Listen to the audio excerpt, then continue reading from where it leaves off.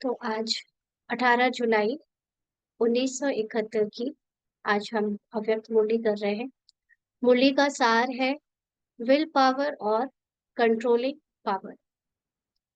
तो बाबा ने कहा, अपने अंदर विल पावर और कंट्रोलिंग पावर दोनों ही पावर्स का अनुभव करते हो, क्योंकि अपने पुरुषार्थ के लिए व अन्य आत्माओं की उन्नति के लिए यह दोनों ही पावर्स अति आवश्यक है।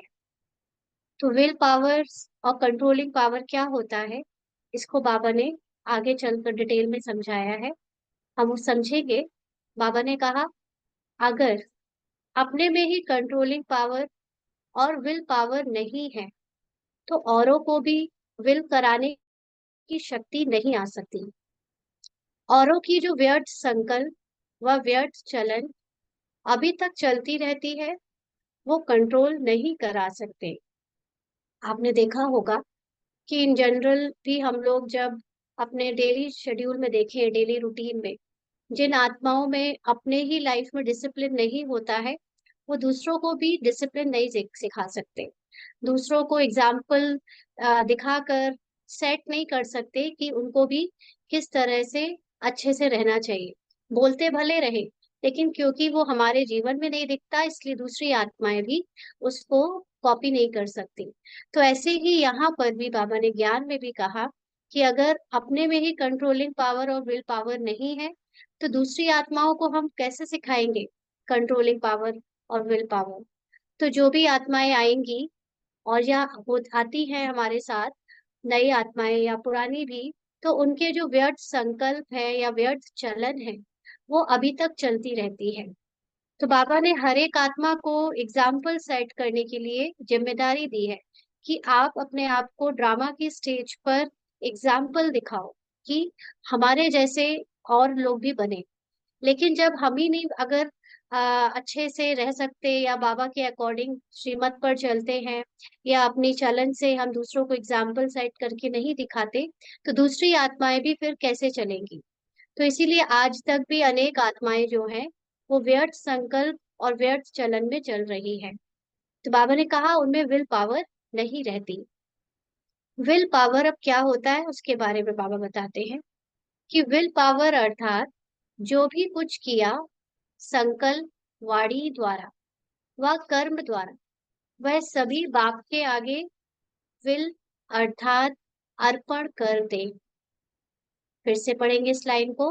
विल पावर अर्थात जो भी कुछ किया संकल्प वाणी द्वारा व कर्म द्वारा, वह सभी बाप के आगे विल अर्थात अर्पण कर दे। क्या अर्थ हुआ इसका।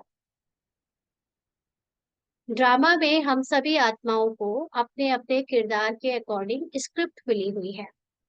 अब उस स्क्रिप्ट के अकॉर्डिंग हमारे अंदर संकल्प आते हैं ऑटोमेटिकली, हमारे वाणी द्वारा अपने आप ही कुछ ना कुछ शब्द निकलते हैं जो स्क्रिप्ट में लिखे हैं, और जो कर्म भी होते हैं वो स्क्रिप्ट अनुसार ही होते हैं।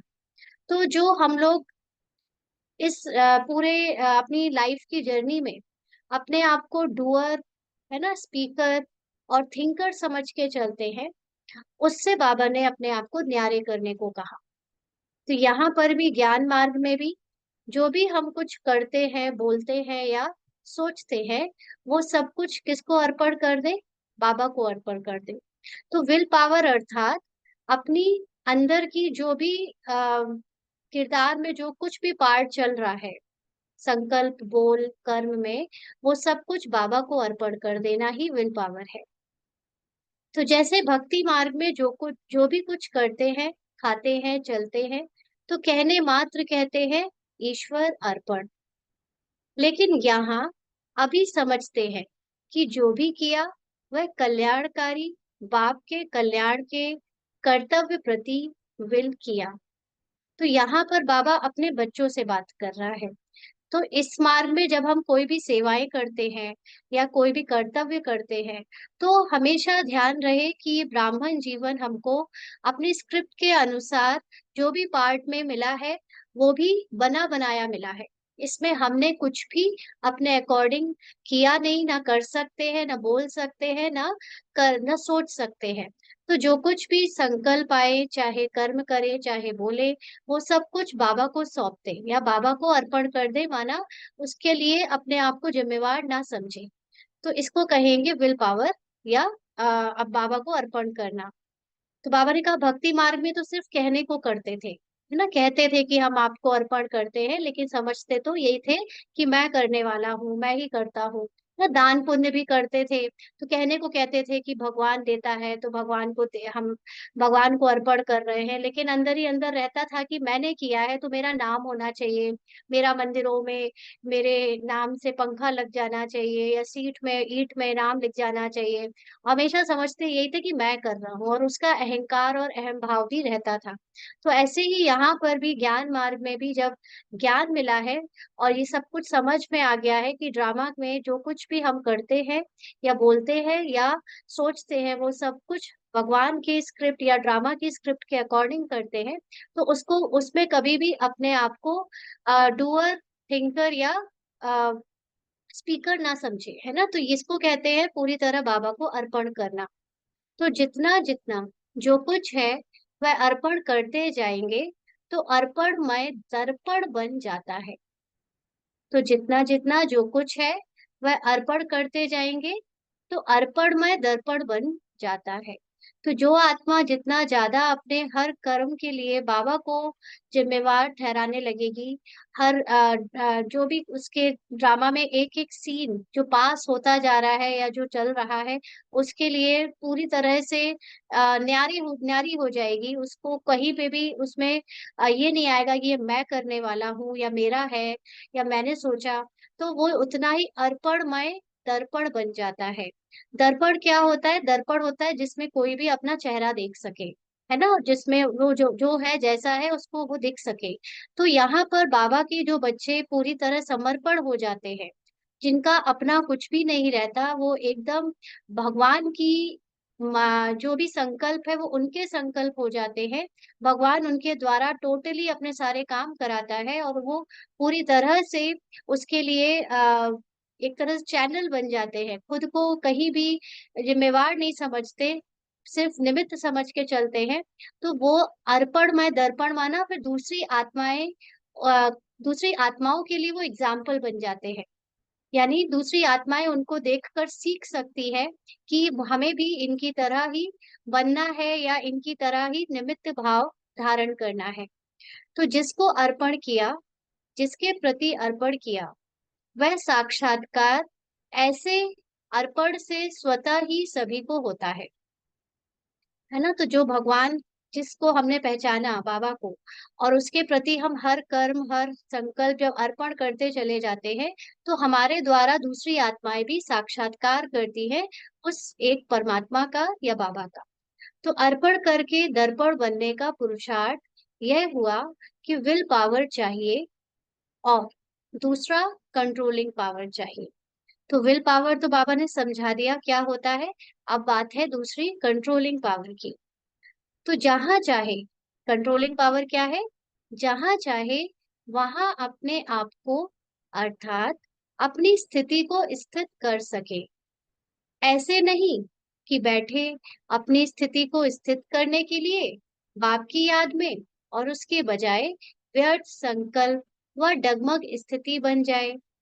यह कंट्रोलिंग पावर नहीं है।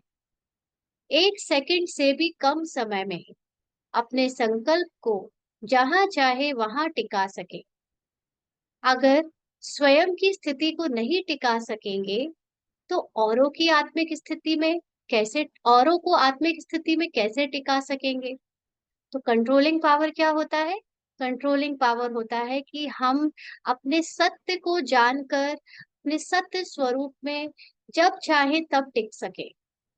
अगर खुद ही नहीं हम अपने सत्य स्वरूप में टिक सकेंगे टाइम से, तो दूसरों को क्या टिकाएंगे? है ना। तो इस स्थिति में रहना, इस स्थिति को बाबा अपनी स्थिति को बाबा की याद में टिका लेना, व्यर्थ संकल्पों से या डगमग स्थिति से बाहर आकर अपने अंदर कंट्रोलिंग पावर से स्थित हो जाना आत्मिक स्वरूप में, इसको कहते हैं कंट्रोलिंग पावर। तो जब तक हमारे अंदर कंट्रोलिंग पावर खुद के प्रति नहीं होगी, तो दूसरों को फिर हम कैसे सिखाएंगे, दूसरों को कैसे उनकी आत्मिक स्थिति में टिका सकेंगे, क्योंकि हमारी सेवा का आधार ही यही है, दूसरों को उनकी आत्मिक स्थिति में टिकाना। तो बाबा ने कहा कि इसलिए अपनी स्टेज और स्टेटस दोनों की स्मृति सदा रहे, तब ही लक्ष्य की सिद्धि पा सकेंगे। तो ये दो पावर्स हैं, कंट्रोलिंग पावर और विल पावर, है ना। दोनों को ही हमें अपने अंदर चेक करना है कि कितनी स्थिति हमारी बनी है। तो विल पावर और कंट्रोलिंग पावर दोनों के लिए मुख्य क्या याद रखें जिससे दोनों पावर्स आए। इन दोनों पावर्स के पुरुषार्थ का एक एक शब्द में ही साधन है। तो अब बाबा ने हमें कंट्रोलिंग पावर और विल पावर के लिए जो साधन बताया है उसको पढ़ेंगे आगे, कि क्या याद रखना है, उसके लिए मुख्य क्या साधन है। कंट्रोलिंग पावर के लिए सदैव महान अंतर सामने रहे, तो ऑटोमेटिकली जो श्रेष्ठ होगा उस तरफ बुद्धि जाएगी, और जो व्यर्थ महसूस होगा उस तरफ बुद्धि ऑटोमेटिकली नहीं जाएगी। यहाँ पर बहुत सूक्ष्म गहराई में जाने की जरूरत है कि कंट्रोलिंग पावर कैसे आ सकती है हमारे अंदर। देखिए, जब हम अभी अपने 84वें जन्म का पार्ट भी प्ले कर रहे हैं, जो जिसमें बीच बीच में पुराने स्वभाव संस्कार, है ना, तमो प्रधानता या जो भी हिसाब किताब है वो आते रहते हैं। तो ऐसे में जब हम देखते हैं कि हमारे हिसाब किताब या किसी और के हिसाब किताब हमें दिख रहे हैं, लेकिन वो व्यर्थ होते हैं, उनकी जो पावर होती है वो बहुत ही लोवेस्ट होती है, नेगेटिव होती है। और उसके विपरीत बाबा जो हमको सिखा रहा है इतना हाईएस्ट अपनी स्मृति में रहना, स्वमान में रहना, तो जितना जितना हमें बार बार ये याद आता जाएगा कि ये जो मेरे पार्ट में नीचे की जो निम्न कोटि की जो बातें आ रही हैं, या मेरे स्वभाव संस्कार में जो लास्ट का पुराना स्वभाव संस्कार का व्यर्थ आ रहा है, वो मेरा नहीं है। मैं तो वो हूँ जो बाबा मुझे कहता है, या जैसा मैं, बाबा मुझे जिस दृष्टि से देखता है, तो ऑटोमेटिकली जो श्रेष्ठ है उस तरफ आपकी बुद्धि जाएगी, और जो निम्न है उस तरफ वहां से बुद्धि हटती जाएगी। तो क्या होगा कि जो अंतर है, ये महान अंतर है शुद्ध अशुद्ध के बीच में, सत्य असत्य के बीच में, और स्मृति और विस्मृति के बीच में, ये आपको कंट्रोल करना सिखा देगा, है ना। तो जो भी कर्म करते हो, तो महान अंतर शुद्ध और अशुद्ध, सत्य और असत्य, स्मृति और विस्मृति में क्या अंतर है, व्यर्थ और समर्थ संकल्प में क्या अंतर है, यह सब बात में अगर महान अंतर करते जाओ, तो दूसरे तरफ बुद्धि ऑटोमेटिकली कंट्रोल हो जाएगी। तो बाबा यहाँ क्या बता रहा है कि जैसे जैसे हम लोग अपने एक एक सीन को देखते हैं, कि हमें पता चल जाता है कि अब बाबा का जो भी हमारा व्यवहार है या संकल्प आते हैं, मेन तो सबसे बड़ी चेकिंग है संकल्पों में। जब आप संकल्पों को चेक करो तो देखोगे कि वो संकल्प हमारे अगर बाबा के अकॉर्डिंग श्रेष्ठ नहीं है, ज्ञान युक्त नहीं है, तो उससे अपने आप को किनारा करते जाना है, उससे अपनी पहचान नहीं बनानी है। तो क्या होगा कि ये जो हमारा जो डिफरेंस है दोनों का परखने का, वो जो शक्ति है परखने की शक्ति, सही गलत, सत्य असत्य और शुद्ध अशुद्ध के बीच में, तो उससे हम अपने आप को अपने आप जो नेगेटिव बातें हैं, जो निम्न कोटि की बातें हैं या व्यवहार है, उससे अपने को अलग करते जाएंगे। तो ऑटोमेटिकली बुद्धि क्या हो जाएगी, कंट्रोल हो जाएगी। और फिर बाबा ने कहा कि विल पावर के लिए महामंत्र, अगर महान अंतर और महामंत्र यह दोनों ही याद रहे, तो कभी बुद्धि को कंट्रोल करने के लिए मेहनत नहीं करनी पड़ेगी। तो यहाँ पर जब बाबा दो बातों की बात कर रहा है, विल पावर और कंट्रोलिंग पावर, तो कंट्रोलिंग पावर में बाबा ने हमको ये अच्छे से समझाया कि कंट्रोलिंग पावर कैसे आ सकती है। क्या कंट्रोल करना होता है हमें, पूरे दिन जो व्यर्थ चलते हैं, या व्यर्थ बोल बोलते हैं, या व्यर्थ संकल्प करते हैं, उससे अपने आप को खींचना होता है। वो खींचने के लिए, उससे अपने आप को न्यारा करने के लिए एक तरीका बाबा ने यही बताया कि जैसे जब भी आपको दिखे कि आपके द्वारा या दूसरों के द्वारा जो यथार्थ नहीं है, जो उनका सत्य नहीं है या मेरा सत्य नहीं है, अगर वो सामने आ रहा है तो उससे अपने आप को हटाते जाओ। है ना, हमें अपनी बिंदु रूप की बीज रूप स्थिति में टिकना है। और अपने सत्य को जान लेने के बाद जो जो असत्य बातें हैं, असत्य सीन है, या जो भी हमारा या दूसरों का सत्य नहीं है, उससे अपने आप को अलग करते जाना है। और चूज करना होता है ना, हर दिन जब हम सुबह उठते हैं तो चूज करते हैं आज हम पॉजिटिव रहेंगे कि नेगेटिव रहेंगे, लोगों में हम अच्छाई देखेंगे कि बुराई देखेंगे, जो घटनाएं घट रही हैं उसमें हम अच्छा देखें या बुरा सोचें, ना कंप्लेन करें या थैंकफुल रहे। तो ये जितना जितना ये अंतर हम करते जाएंगे तो क्या होगा, बुद्धि ऑटोमेटिकली कंट्रोल होती जाएगी। तो ये कंट्रोलिंग पावर की बात बाबा ने कही, कैसे आती जाएगी कंट्रोलिंग पावर, और विल पावर कैसे आएगी। कि विल पावर का महान मंत्र बाबा ने पहले ही बताया कि विल पावर का मतलब है कि मैं कुछ भी नहीं कर रहा, ना मैं कुछ सोच रहा हूँ, ना मैं कुछ बोल रहा हूँ, सब कुछ बाबा को अर्पण। ड्रामा अनुसार पार्ट में जो कुछ है, अच्छा या बुरा, दोनों ही ऑटोमेटिकली हो रहा है ना। अगर मैंने कुछ सेवा करी तो मैंने नहीं करी, ये ड्रामा अनुसार मुझसे कराई गई। तो करण करावनहार भगवान है, बाबा है। तो उससे अपने आप आपका क्या होगा, ये महामंत्र यूज हमेशा के लिए, लोगों को महामंत्र मिलता है ना अपने गुरुओं से, तो ये महामंत्रों को हमेशा जपते रहना तो सदगति मिल जाएगी, पार हो जाएगा। तो बाबा ने हमको सबसे बड़ा महामंत्र क्या दिया है, यही कि करण करावनहार बाबा है, ड्रामा है, मैं सिर्फ निमित्त हूँ। तो अच्छा हो रहा है या बुरा हो रहा है, बुरे में भी अगर कुछ एक्सट्रीम बुरा भी हो रहा है तो मैंने नहीं किया, मैंने नहीं सोचा, मैंने नहीं बोला, ये ड्रामा अनुसार हुआ। तो इससे अपने आप ये भी बाबा को अर्पण कर देंगे तो उससे बुद्धि हट जाएगी। जितना जितना हम बाबा को अर्पण करते जाएंगे उतना ही हम दर्पण बनते जाएंगे ना। बाबा ने शुरू में कहा था दर्पण का मतलब कि दूसरी आत्माओं को हमें महानता दिखने लगेगी, दूसरी आत्माएं हमारे जैसी बनने की इच्छा रखने लगेंगी, क्योंकि हम अपनी पहचान अब पुरानी आइडेंटिटी से नहीं बना रहे। हमें अपना सत्य स्वरूप पता चल गया है, साथ साथ ये भी पता चल गया है कि ड्रामा में जो कुछ होता है वो बना बनाया फिक्स्ड सबका पार्ट है, उसमें ना हमने कोई मेहनत करी है, ना हमने इसमें कोई चूज किया है ना। एक तरफ से हम बाबा कहते हैं कि तुम अभी अपने 21 जन्मों का पार्ट फिक्स कर रहे हो, बना रहे हो, लिख रहे हो, भाग्य का भाग्य की रचना कर रहे हो, सब कुछ बाबा कहता है। लेकिन दूसरी तरफ से कहता है कि कुछ भी नया नहीं है ना, नथिंग इज न्यू, बना बनाई बन रही, अब कुछ बाकी नहीं। तो सत्य यही है कि ड्रामा 5,000 का फिक्स है, उसमें हमारे द्वारा या किसी के द्वारा जो कुछ भी हो रहा है वो पहले से फिक्स्ड है। बस हमें उससे अपनी पहचान नहीं बनानी है, उससे अपने को अलग करते जाना है। तो ऑटोमेटिकली हमारे अंदर विल पावर और कंट्रोलिंग पावर आ जाएगी। तो बाबा ने फिर कहा कि फिर मेहनत नहीं करनी पड़ेगी अपनी बुद्धि को कंट्रोल करने के लिए, तो यह सहज है। पहले चेक करो, अर्थात अंतर सोचो, फिर कर्म करो। है ना, इसीलिए जब भी हम कुछ करते हैं तो दो संकल्प आते हैं, मुझसे होगा या नहीं होगा। है ना, तो जैसे ही अब मुझसे होगा या नहीं होगा, अगर होगा ये संकल्प आ रहा है तो ये संकल्प श्रेष्ठ संकल्प है ना। कोई काम करने जा रहे हैं, होगा मतलब श्रेष्ठ संकल्प है। कोई अच्छा काम करने जा रहे हैं, ये बाबा का स्वमान है कि तुम सफलता मूर्त हो, तुमसे सारे काम होकर ही रहेंगे। और जो ये संकल्प आ रहा है कि पता नहीं होगा कि नहीं होगा, ये निम्न संकल्प है। ये संकल्प के कंपैरिजन में होगा वाला संकल्प उच्च कोटि का है। इसलिए जब अंतर आपने देखा कि कौन सा श्रेष्ठ है, होगा, है ना, तो ये अंतर करते चलना है। तो जो निम्न कोटि के संकल्प है उसको छोड़ते जाना है, उस पे ध्यान नहीं देना, उस पर उसको आपको एनर्जी नहीं देनी है कि वो आपको डोमिनेट कर ले और फिर आप कमजोर पड़ जाओ। इसलिए अंतर देखो कि मेरे अंदर इस समय कौन से संकल्प चल रहे हैं। अगर डराने वाले, गिराने वाले, छोटा फील कराने वाले संकल्प चल रहे हैं तो उससे ध्यान हटाकर जो बाबा ने हमको बड़े बड़े संकल्प दिए हैं उस पर ध्यान दो और फिर कर्म में आओ।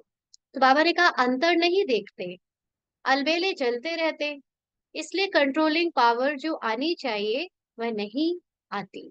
तो क्या होता है, पुरुषार्थ में हम लोग नेगेटिव या वेस्ट थॉट आ रहे हैं तो आने ही देते हैं, रोकते ही नहीं।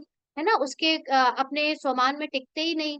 आ रहे हैं तो बस सोचते हैं आज तो बहुत नेगेटिव चला, आज तो बहुत मन खराब रहा, आज तो बहुत व्यर्थ रहा। तो क्या है, ये अलबेलापन है ना। जब अलबेलेपन में रहते हैं, अपने जो बाबा ने संकल्प दिए, स्वमान दिए, उसको याद नहीं करते, तो फिर जो कंट्रोलिंग पावर हमें हमारे अंदर होनी चाहिए अपने थॉट्स को लेकर, अपने बोल को लेकर या कर्म को लेकर, वो नहीं आती है। और महामंत्र से विल पावर ऑटोमेटिकली आ जाएगी। तो ये महामंत्र बहुत इंपॉर्टेंट है। महामंत्र क्या है कि जो कुछ भी होना है वो होकर रहेगा, वो मैं नहीं कर रहा। जो कुछ बोला जा रहा है वो मैं नहीं बोल रहा। ड्रामा अनुसार इस पार्ट में मैं इस किरदार से बुलवाया जा रहा है, और जो कुछ कर्म हो रहा है वो मैंने नहीं किया, वो ड्रामा अनुसार इस पार्ट से करवाया गया, है ना। तो करण करावन हार ड्रामा और बाबा है।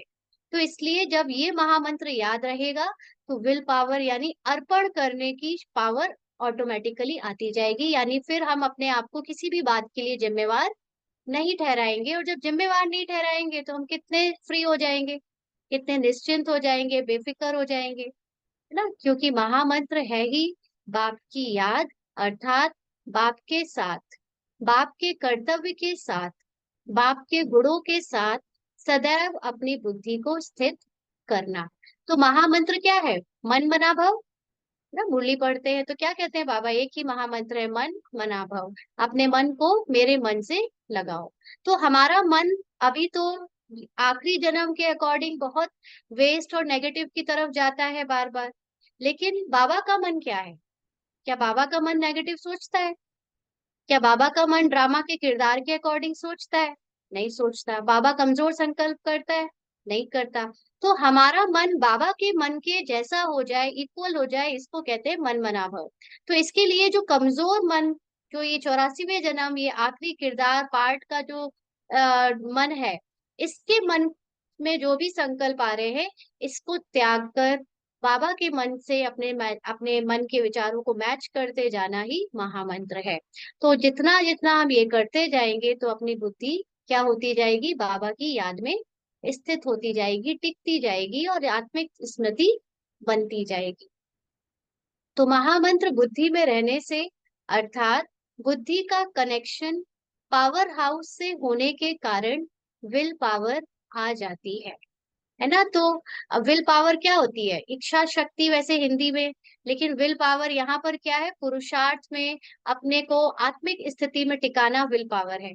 तो जितना जितना हम बाबा के साथ अपने कर्तव्यों को, अपने कर्मों को, अपने वो बोल को बाबा को अर्पण करते जाएंगे, यानी बाबा की याद में रहने लगेंगे, उतनी ही ज्यादा हमारे अंदर क्या आती जाएगी? विल पावर, मतलब कुछ भी करने की शक्ति आने लगेगी। जो मन की जो मनोबल है वो बढ़ता जाएगा, है ना। अभी हम लोग सोचते हैं हम अकेले हैं, अकेले करेंगे, पता नहीं कर पाएंगे कि नहीं कर पाएंगे, इस जन्म में तो कमजोर रहे, है ना। अगर कोई माता है, मान लीजिए पढ़ी लिखी नहीं है, तो कोई आ गया उसको ज्ञान सुनाना है, तो अकेले में डरने लगती है, पता नहीं सुना पाऊंगी ज्ञान की नहीं सुना पाऊंगी। तो अकेले होने से क्या है? स्मृति उसकी ये जो स्मृति है कि मैं कर रही हूँ, मैं बोलूंगी, मैं पढ़ी लिखी नहीं हूँ, तो ये सब कुछ क्या है? ये एक तो नीचे की स्मृति जो है वो नेगेटिव मन की है ना। लास्ट जो 84वां जन्म है, उसमें पार्ट उसका जो भी है, थोड़ा नहीं पढ़े लिखे होने का, उसके अकॉर्डिंग उसका पार्ट चल रहा है। वो अगर उस मन से खुद को जज करेगी, तो फिर वो विल पावर उसके अंदर नहीं आएगी। लेकिन जैसे ही उसको ये स्मृति आती है कि मैं थोड़ी हूँ, मैं आत्मा तो बाबा की याद में हूँ, और जो भी पार्ट में मेरे से बुलवाया जा रहा है, हो रहा है, कराया जा रहा है, वो सब ड्रामा अनुसार बाबा करा रहा है, तो उसके अंदर वो कॉन्फिडेंस आता जाएगा, विल पावर आती जाएगी, और फिर बाबा उसके द्वारा अपनी सेवाएं भी कराता जाएगा। तो महामंत्र और महान अंतर, यह दोनों ही याद रहे, तो दोनों पावर सहज आ सकती है ना। तो अपने मन को बाबा के मन से मिलाने वाला महामंत्र, और महान अंतर क्या? जो हमारा पुराना सोच, पुराने कर्म, पुराने बोल, उसको उसको कंपेयर करना है बाबा की सोच, बाबा के कर्म, बाबा के बोल से। दोनों में महान अंतर करते हुए बाबा ने जो हमें दिया है, बाबा ने जो हमें सिखाया है, उसको चूज करते रहेंगे, तो क्या होगा? पावर हमारे अंदर, विल पावर भी आएगी और कंट्रोलिंग पावर भी आती जाएगी। तो बाबा ने कहा कि महामंत्र और महान अंतर दोनों स्मृति में रख, फिर ज्ञान का नेत्र चलाने से देखो, सफलता कितनी होती है। जैसे सुनाया था ना, हंस का कर्तव्य क्या होता है? हंस क्या करता है? सदा कंकड़ और रत्नों का महान अंतर करता है ना। कंकड़ों में से जो मोती होते हैं वो चूज करता है, वो निकाल लेता है। ऐसे ही पूरे संसार में इतना व्यर्थ चल रहा है, नेगेटिव चल रहा है, यहाँ तक कि अपने पार्ट में भी बहुत नेगेटिव आ जाता है कई बार, या वेस्ट आ जाता है, नेगेटिव ना सही लेकिन जो अयथार्थ है, जो देह भान की बातें हैं वो भी आ जाती है ना। तो उससे अपने आप को, आत्मा को अपने ट्रुथ से, अपने सत्य से पहचान बनाकर असत्य बातों से अलग करते जाना ही हंस का कर्तव्य होता है। तो ऐसे ही बुद्धि में सदैव महान अंतर याद रहे तो महामंत्र भी सहज याद आ जाएगा।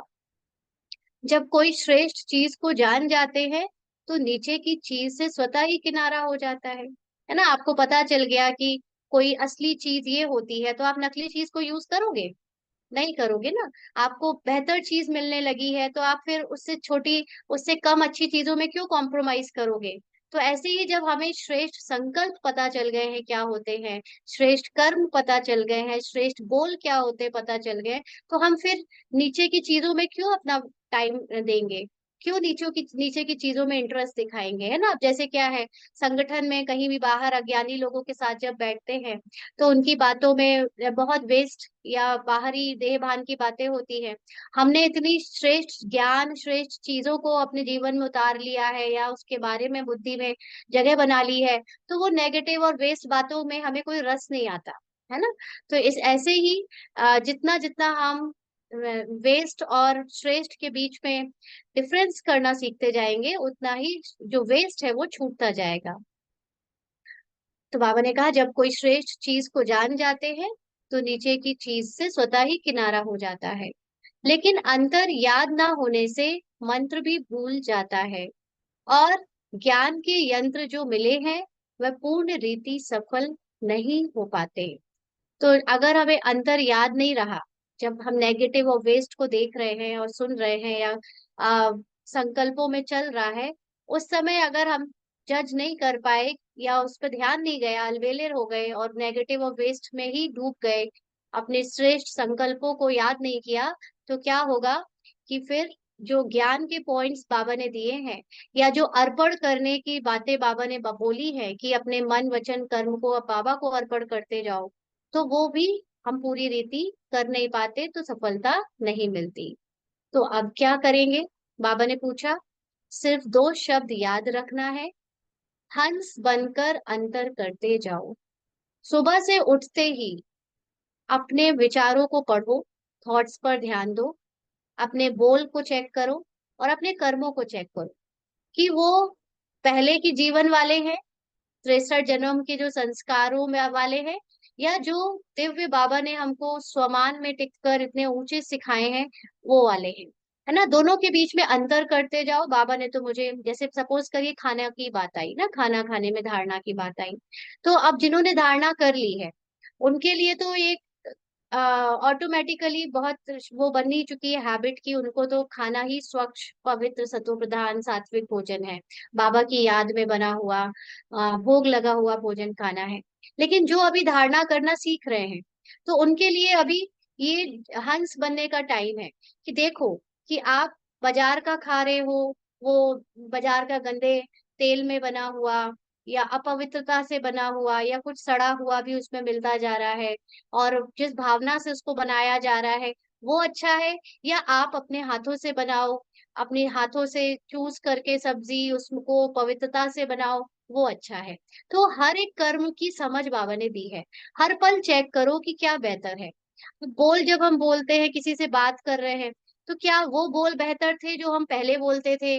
कहीं किसी की चुगली कर रहे हैं, कहीं कंप्लेन कर रहे हैं, कहीं हम यहाँ वहां की फालतू की बातें, पास्ट की बातें करे चले जा रहे, वो बेहतर था? या आज जो हम ज्ञान की बातें कर रहे हैं उससे अपने जीवन में अब कुछ बेहतर बना रहे हैं, कुछ सीख रहे हैं, वो बेहतर है? तो बस पूरे दिन हमको यही चेकिंग करते जानी है, अपनी अवस्था को देखना है कि दोनों में क्या बेहतर है ना। तो बाबा ने कहा कि हंस बनकर अंतर करते जाओ। समझा? जैसे बाप दादा के तीन रूप मुख्य हैं, है तो सर्व संबंध, फिर भी बाबा के 3 मुख्य संबंध है ना। कौन कौन से है बाबा के 3 मुख्य संबंध? पिता, शिक्षक और सद्गुरु। तो ऐसे ही सारे दिन के अंदर आपके भी मुख्य 3 रूप आपको याद रहने चाहिए। अब यहाँ पर 3 रूप कौन कौन से हैं? बाबा ने कहा जैसे बाल अवस्था, युवा अवस्था और वृद्ध अवस्था होती है, और फिर क्या होती है? मृत्यु होती है ना, शरीर की। तो यह चक्र चलता है ना। तो सारे दिन में अब बाबा ने दिन को ऐसे ही 3 रूप में डिवाइड करने को बोला है। तो सारे दिन में 3 रूप कौन से याद रहे, जिससे स्मृति भी सहज रहे और सफलता भी ज्यादा हो।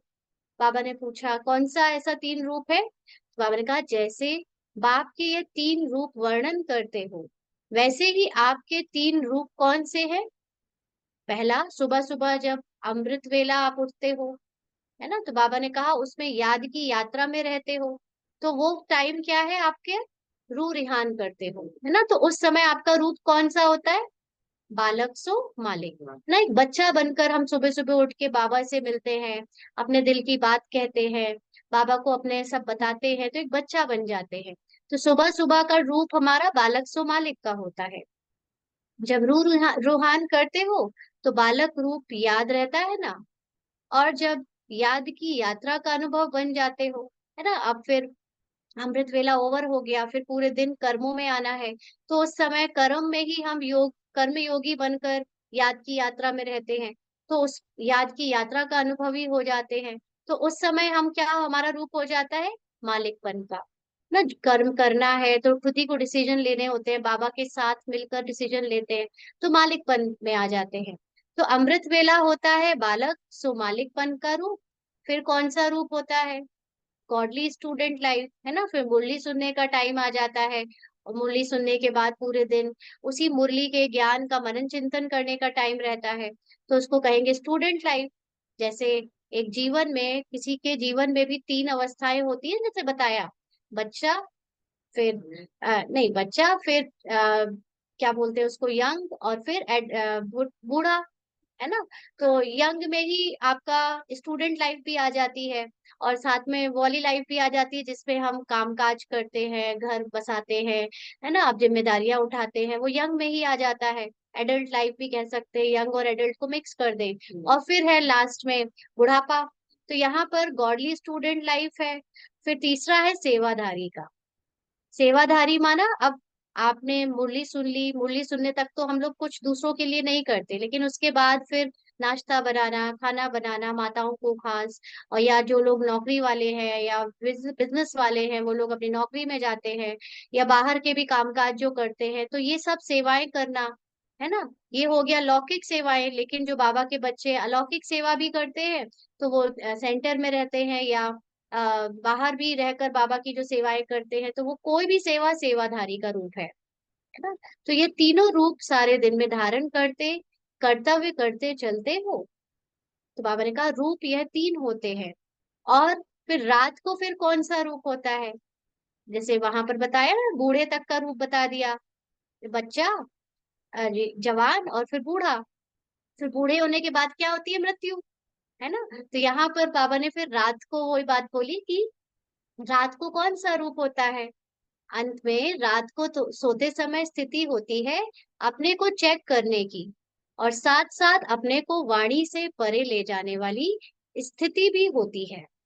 उस स्थिति में स्थित हो, एक दिन को समाप्त करते हो, फिर दूसरा दिन शुरू होता है। तो वह स्थिति ऐसी होनी चाहिए जैसे नींद में इस दुनिया की कोई भी बात, कोई भी आवाज, कोई भी आकर्षण नहीं होता है, जब अच्छी नींद में होते हो। स्वप्न की दूसरी बात है।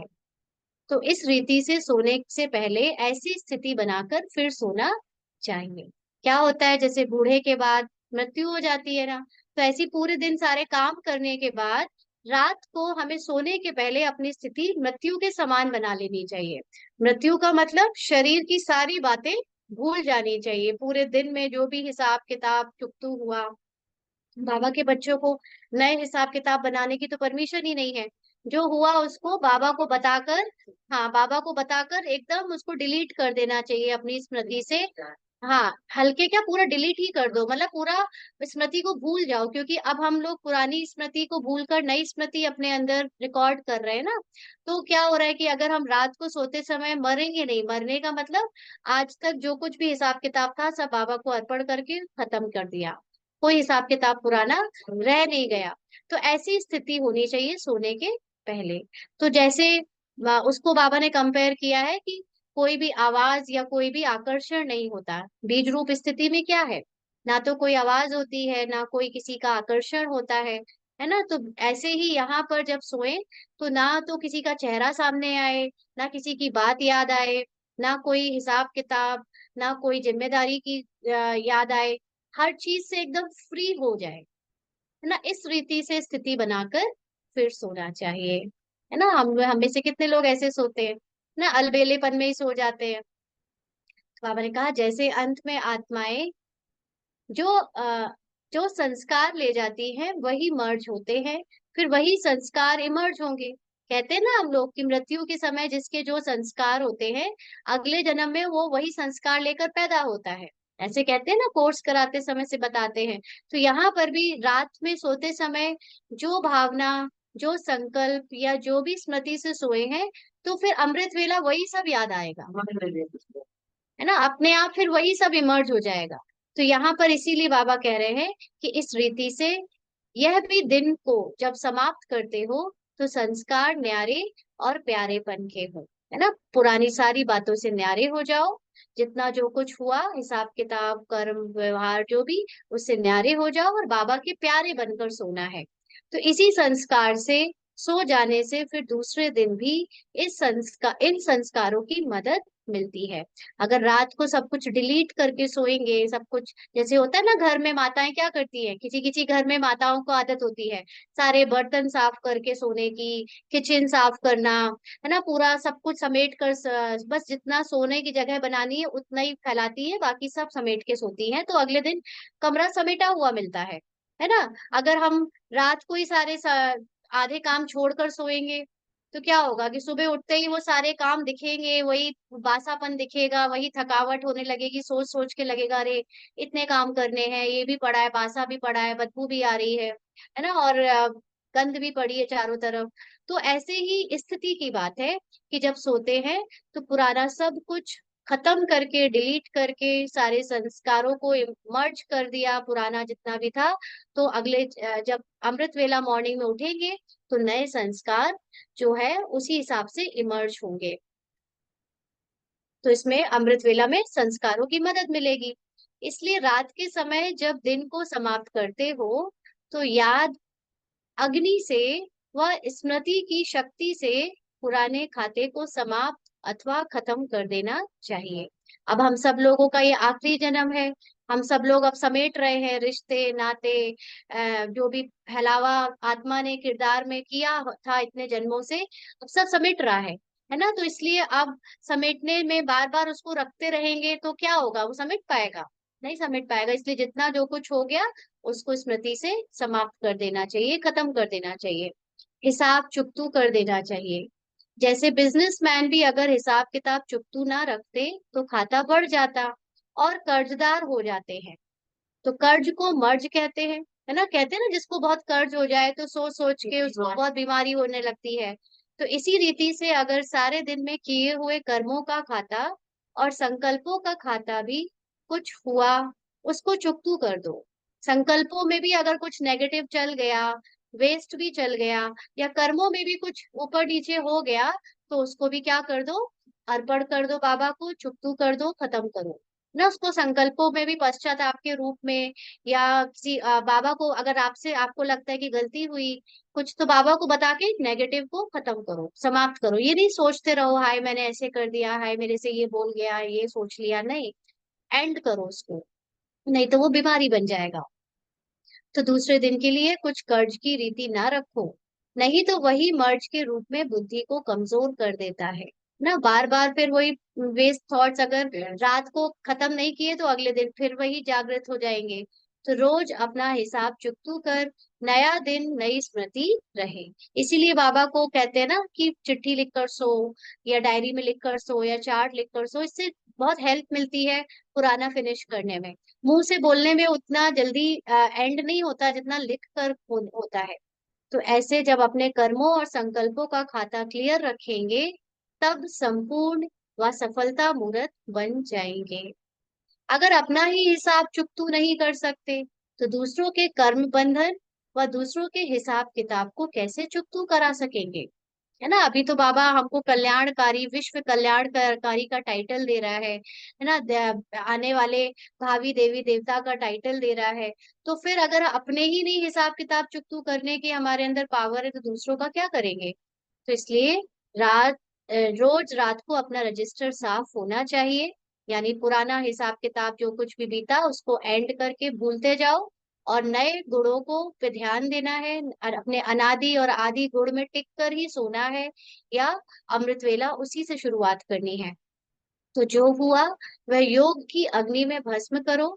जैसे कांटों को भस्म कर नाम निशान गुम कर देते हो ना, इसी रीति अपने नॉलेज की शक्ति और याद की शक्ति, है ना।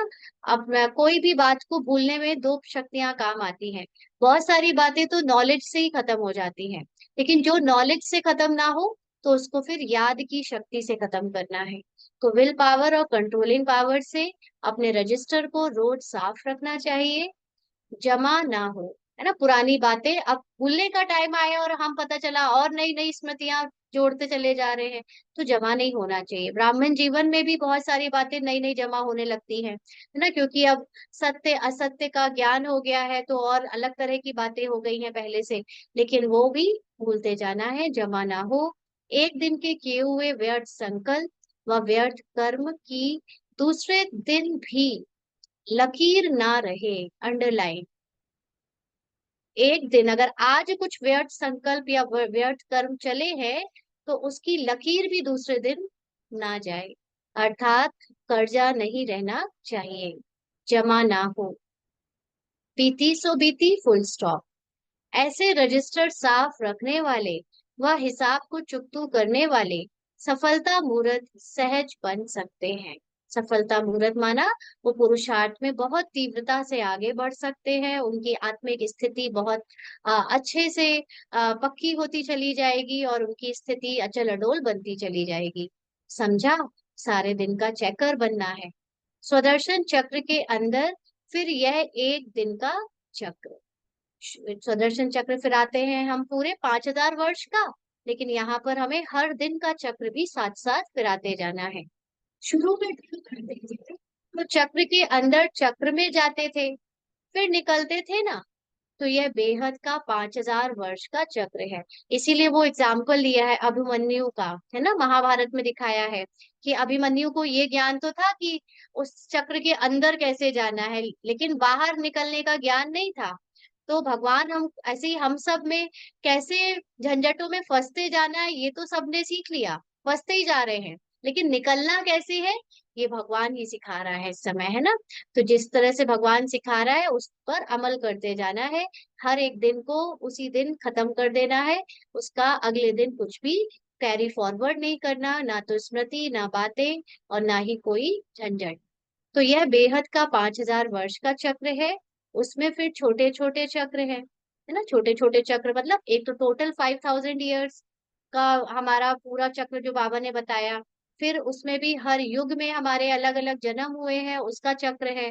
फिर जन्म के अंदर भी एक एक दिन बिताया है। अब वो सब तो हम बदल नहीं सकते, लेकिन अभी वर्तमान में जो हमारे एक एक दिन बीत रहे हैं, एक एक घंटा एक एक सेकंड बीत रहा है, इसमें हमें चक्र को फिराना है, यानी अपनी सफाई करनी है।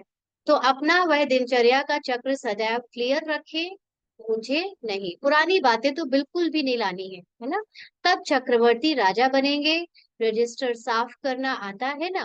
रजिस्टर का मतलब मन का रजिस्टर, है ना, कि मन में अब किसी कोई बात ना तो अपनी ना दूसरों की मन में रखनी है। आजकल साइंस ने भी ऐसी इन्वेंशन की है जो लिखा हुआ सभी मिट जाए, तो मालूम ही ना पड़े ना। बाबा के समय में कंप्यूटर नहीं चलते थे, लेकिन फिर भी उस समय कुछ कुछ जैसे इरेजर होती थी, पेंसिल के अलावा इरेजर डेवलप हुई होगी तब, जो पूरा लिखा हुआ मिट जाता था। पेन को मिटाने की भी कुछ कुछ चीजें आ गई होंगी उस समय। तो साइंस की वो शक्ति आ चुकी थी तब तक। बाबा ने कहा तो क्या साइलेंस की शक्ति से अपने रजिस्टर को रोज साफ नहीं कर सकते हो? साइलेंस की शक्ति माना अपने मूल आत्मिक स्वरूप में टिकना, जहां पर कोई भी स्मृति ना हो इस देह की, इस ड्रामा की, किरदार की, संस्कारों की, है ना, उस सब से अपने को अलग कर देना, एकदम साफ करके रखना। तो इसलिए कहा हुआ है कि बाप के प्रिय व प्रभु प्रिय व दैवी लोग दोनों के प्रिय कौन बन सकते हैं? भगवान के प्रिय, प्रभु प्रिय या दैवी परिवार के प्रिय कौन बन सकते हैं? सच्चाई और सफाई वाले प्रभु प्रिय भी है और लोक प्रिय भी है। जो अपने मन में कोई भी पुरानी बातें नहीं रखते, किसी के प्रति कोई भी ईर्ष्या द्वेष, पुरानी बातों का मन मुटाव, या यहाँ तक कि अपने भी संस्कारों की कोई ग्लानि नहीं रखते, वो प्रभु प्रिय भी बनते हैं और लोक प्रिय भी बनते हैं, और अपने आप को भी वो प्रिय लगते हैं। नहीं तो हम अपने आप से ही कितना परेशान रहते हैं कि हम कितना उल्टा सीधा सोचते हैं, हमारी सोच ही हमारा मुंह लटका देती है ना। वही वही पुरानी बातें याद आती हैं तो हमारे चेहरे में क्या होता है, चमक चली जाती है। तो सच्चाई सफाई को सभी पसंद करते हैं। रजिस्टर साफ रखना, यह भी सफाई हुई ना। रजिस्टर मतलब बुद्धि को साफ रखना, उसमें कोई भी पुरानी बात ना हो, और सच्ची दिल पर साहिब राजी हो जाता है। तो जितना जितना दिल साफ रखेंगे, बुद्धि साफ रखेंगे, उतना बाबा को हम प्रिय लगेंगे। बाबा हमको और भी ज्यादा अपनी खींच से, शक्ति से खींचेगा, अर्थात हिम्मत और याद से मदद मिल जाती है। अच्छा। ओम शांति। किसी को कुछ पूछना है यहाँ तक?